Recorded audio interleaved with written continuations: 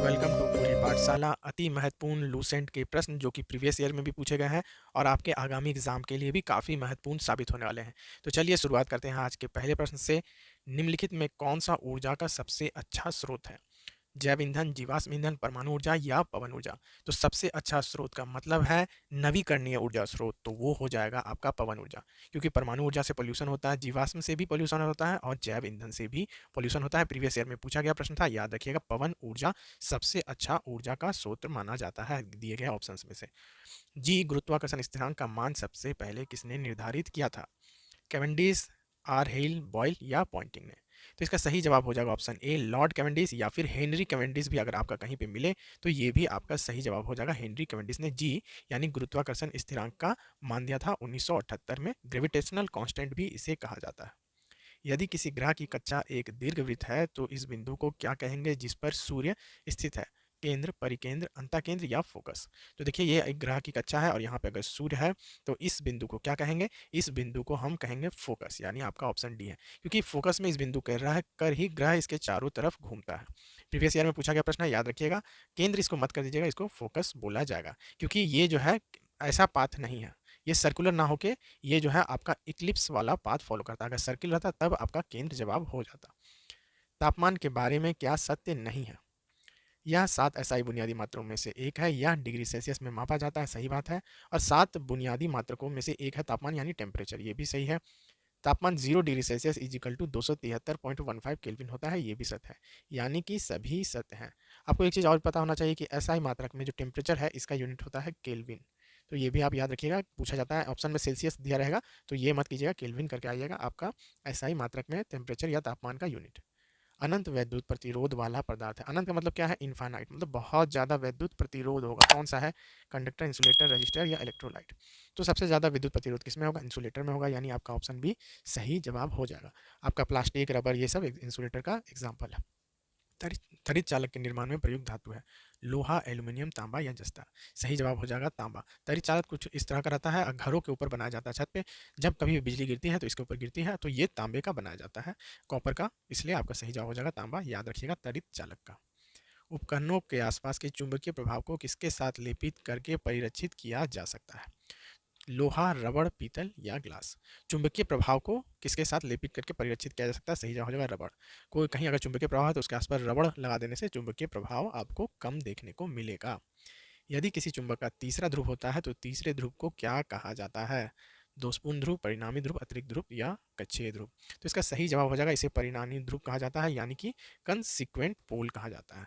दो ध्रुव को मिला के जो तीसरा पोल बन जाएगा उसे कंसिक्वेंट पोल या परिणामी ध्रुव कहा जाएगा। निम्नलिखित में कौन सा ऊष्मा का सुचालक है? चलिए रंग बदल देता हूँ, रेड कलर। तो ऊष्मा का सुचालक कौन सा है? माइका, एस्बेस्टस, सेल्यूलाइड या पैराफिन मोम? ऊष्मा का सुचालक आपका हो जाएगा माइका। याद रखिएगा, ऊष्मा का सुचालक पूछा गया है, इलेक्ट्रिक का नहीं। ठीक है, तो ये इलेक्ट्रिक का कुचालक है लेकिन ऊष्मा का सुचालक है। माइका का यूज़ क्या होता है? इलेक्ट्रिक आयरन जो आपके घर में यूज़ होता है, उसमें जब इसे गर्म किया जाता है तो वहाँ से ये इलेक्ट्रिक करंट कितना भी इसके ऊपर से पास हो जाए, ये पास होने नहीं देगा, लेकिन ताप को पास कर देता है और आपका इलेक्ट्रिक आयरन जो है वो गर्म हो जाता है, जो कि आप अपने घरों में यूज़ करते हैं। तो वहाँ माइका का बहुत ज़्यादा यूज़ होता है। इंपेडेंस की इकाई क्या है? इंपेडेंस को जेड से डिनोट किया जाता है, तो इसकी इकाई क्या है? ओम, हेनरी, टेस्ला या हर्ट्ज? सही जवाब हो जाएगा, इंपेडेंस की इकाई आपका ओम हो जाएगा, इसे याद रखिएगा। हर्ट्ज जो है ये फ्रीक्वेंसी की इकाई है, तो इसके भी आपको याद रखना है, पूछा जाता है।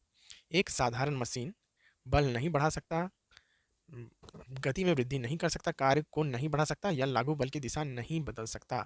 एक साधारण मशीन क्या नहीं कर सकता? देखिए, वो बल बढ़ा सकता है, जैसे आप कुदाल का यूज़ करते हैं तो उसमें ज़्यादा बल होता है, तो ज़मीन को इससे कोड़ा जा सकता है कुदाल की वजह से। गति में वृद्धि कर सकता है, आप साइकिल यूज़ करते हैं तो उसके द्वारा गति में वृद्धि भी हो जाती है।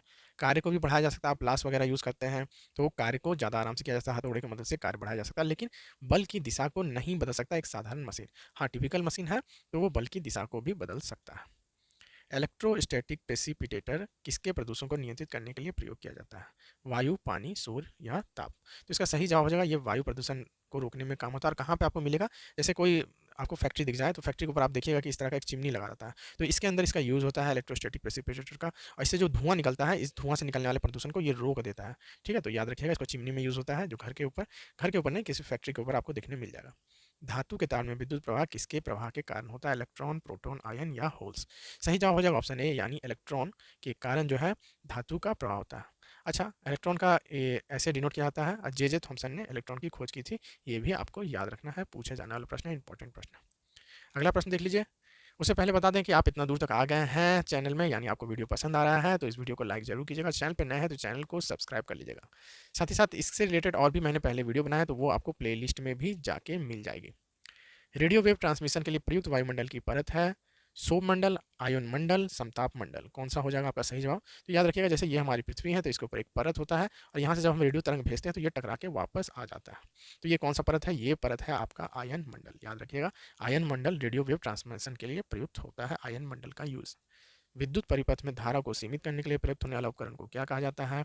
विद्युत परिपथ में ग्रिड, फ्यूज, हब या कंडक्टर। सही जवाब हो जाएगा फ्यूज। फ्यूज कुछ इस टाइप का उपकरण होता है, इसके पीछे एक तार रहता है पतला सा, यहाँ से एक तार जाता है, यहाँ से एक तार से कनेक्टेड रहता है। तो अगर तार में कभी ज़्यादा धारा या फिर ज़्यादा इलेक्ट्रिक करंट फ्लो होने लगा किसी कारण से, तो इस दुर्घटना को रोकने के लिए ये तार लगाया जाता है, जो कि ज़्यादा धारा प्रवाह होने पर तार जो है गल जाता है, तो धारा को सीमित करता है कौन? फ्यूज।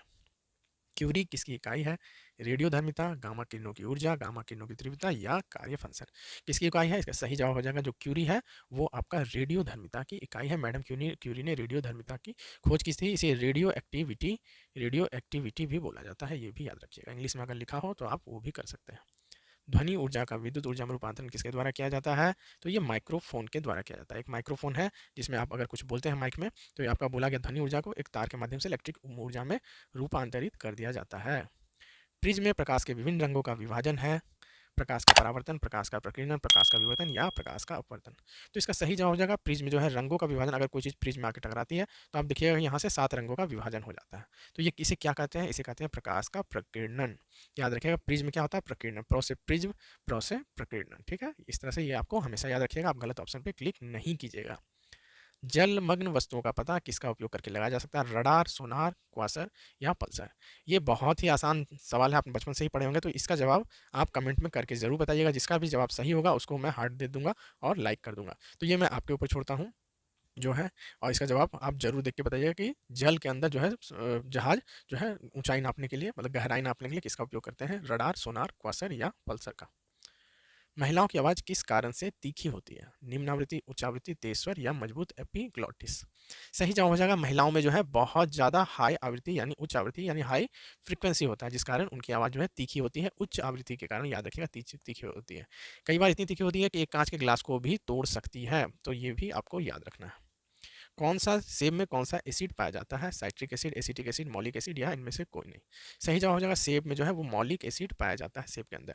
अच्छा, ये मॉलिक एसिड और एक चीज़ में पाया जाता है। किसमें पाया जाता है? Soft drink. सॉफ्ट ड्रिंक किसे बोला जाता है? पेप्सी कोला, ये सब आप जो पीते हैं पेप्सी वगैरह, तो इसमें ये पाया जाता है। साथ ही साथ फलों में भी पाया जाता है। ठीक है, फलों के जूस में पेप्सी, कोका कोला में भी मॉलिक एसिड पाया जाता है, पूछा जाता है, तो ये याद रखिएगा। मॉलिक एसिड पाया जाता है सेब में। टमाटर में कौन सा एसिड पाया जाता है? Oxalic acid, citric acid, acetic acid या मॉलिक एसिड। सही जवाब हो जाएगा टमाटर में आपका ऑक्जेलिक एसिड पाया जाता है। टमाटर का लाल रंग किस कारण होता है? तो लाइकोपिन के कारण होता है। लाइकोपिन के कारण लाल रंग होता है टमाटर का, ये भी याद रखिएगा। और ऑक्जेलिक एसिड पाया जाता है प्लस विटामिन सी भी पाया जाता है टमाटर के अंदर। खाना पकाने के तेल में वनस्पति घी में किस प्रक्रिया द्वारा परिवर्तित किया जाता है? हाइड्रोजनीकरण, ऑक्सीकरण, संक्षेपण या क्रिस्टलीकरण। तो इसका सही जवाब हो जाएगा आपका हाइड्रोजनीकरण। खाना पकाने के तेल को वनस्पति घी में बदला जिसे जाता है उसे हाइड्रोजनीकरण कहते हैं। याद रखिएगा, प्रीवियस में पूछा गया प्रश्न। कपड़ों से लोहे के जंग के दाग हटाने के लिए किस एसिड का प्रयोग किया जाता है? साइट्रिक, तनु हाइड्रोक्लोरिक एसिड, ऑक्जेलिक एसिड या एसिटिक एसिड। तो सही जवाब है ऑक्जेलिक एसिड का यूज होता है। कपड़ों से लोहे और जंग के दाग हटाने के लिए ऑक्जेलिक एसिड का प्रयोग किया जाता है। निम्नलिखित में कौन सी धातु प्रकृति में मुक्त अवस्था में यानी फ्री स्टेट में पाया जाता है? एल्युमिनियम, सोना, लोहा या लेड। देखिए, जो धातु सबसे कम अभिक्रियाशील होगी वही पाई जाएगी, क्योंकि वो किसी से अभिक्रिया ही नहीं करेगी तो मुक्त अवस्था में रहेगी। वो कौन है? सोना है। सोना और कोई पूछा जाएगा तो आपको प्लेटिनम भी याद रखना है। सोना, प्लेटिनम ऐसी जो धातु हैं वो मुक्त अवस्था में पाई जाती है, किसी से रिएक्ट नहीं करती है, नोबेल मेटल है। मेलिडेनाइट किसका अयस्क या खनिज है? तो मेलिडेनाइट आपको नाम से ही पता चल रहा होगा, बड़ा आसान प्रश्न है। मेलिबिडेनम, मेलिबिडेनम का अयस्क है मेलिबिनाइट। ठीक है, प्रीवियस ईयर में पूछा गया प्रश्न है, इंपॉर्टेंट प्रश्न है, याद रखिएगा। क्रोमाइट किसका अयस्क है? तो क्रोमाइट जिंक, यूरेनियम, टाइटेनियम या क्रोमियम किसका है? नाम से ही पता चल रहा है, क्रोमाइट आपका क्रोमियम का अयस्क हो जाएगा। स्टील में कार्बन का प्रतिशत कितना होता है? 0, 1 से 1.5, 1.5 से 3, 3 से 4, 4 से 6। सही जवाब हो जाएगा कि कार्बन जो है स्टील जो है उसमें कार्बन मिला जाता है और वो जो है 0.1 से 1.5 तक। और उसे जो है मजबूत या कठोर करने के लिए मिलाया जाता है। ब्लेड हुआ, चाकू हुआ, इसमें कार्बन मिलाए हुए स्टील का प्रयोग किया जाता है। पाइरोलूसाइड एक अयस्क या खनिज है। किसका अयस्क है? मरकरी, मैग्नीज, मेलिब्डेनम या लेड। तो इसमें बहुत सारे लोग कंफ्यूज हो जाएंगे, कोई मरकरी कर देगा, कोई मेलिब्डेनम कर देगा, तो ये नहीं होगा। पाइरोलूसाइड किसका है अयस्क? मैग्नीज का अयस्क है, याद रखिएगा। पाइरोलूसाइड मैग्नीज का अयस्क है, मैग्नीज का ओर है। ठीक है, अगला प्रश्न देख लीजिए। टेफ्लॉन ब्रांड नाम किस बहुलक का प्रतिनिधित्व करता है? पॉलीस्टाइनिन, पॉलीप्रोफाइन, पॉलीटेट्राफ्लोराइथिलीन, पॉलीएथिन, टेरोफ्लेथलेट। तो इसका सही जवाब हो जाएगा टेफ्लॉन। जो है टेफ्लॉन का यूज़ किस में होता है? पहले तो नॉन स्टिकी जो है, बिना चिपचिपा है किया बर्तन, ठीक है, बिना चिपचिपा बर्तन। कौन सा बर्तन? आपने देखा होगा कि सब्जी बनाने के लिए या इस तरह की चीज़ बनाने के लिए काले बर्तन का, काले केतली का यूज़ होता है। ये जो काला केतली है, इसके ऊपर जो लेयर होता है ब्लैक कलर का, ये टेफ्लॉन का लेयर है। आजकल के इलेक्ट्रिक आयरन में भी ये लेयर दिया जाता है, जिसके कारण वो काला दिखाई देता है। इसमें कोई भी चीज़ चिपकता नहीं है। तो इसमें किसका यूज़ होता है? तो पॉलीटेट्राफ्लोराइथिलीन का यूज़ होता है टेफ्लॉन में। किसका? पॉलीटेट्राफ्लोराइथिलीन का यूज़ होता है, ताकि इसको चिपचिपा नहीं बनाया जा सकता, चिपचिपा बनाने से रोकने के लिए। तो ये था आज का आखिरी प्रश्न। कैसा लगा वीडियो का कमेंट करके ज़रूर बताइएगा, और आपको मैंने जो प्रश्न दिया है उसका भी आंसर जरूर कीजिएगा। आपके सही आंसर पे मैं क्लिक कर दूंगा। अगर आपके कुछ जवाब या सुझाव हो, कोई प्रश्न हो, तो हमें कमेंट करके जरूर बताइएगा। चैनल पर नए हैं तो चैनल को सब्सक्राइब कर लीजिएगा। साथ ही मैं प्लेलिस्ट दे रहा हूँ, तो इस प्लेलिस्ट के जरिए आप इससे पहले वाली लूसेंट की इंपॉर्टेंट सीरीज देख सकते हैं। तो आज का वीडियो यहीं तक, आपसे फिर मिलते हैं नेक्स्ट वीडियो में।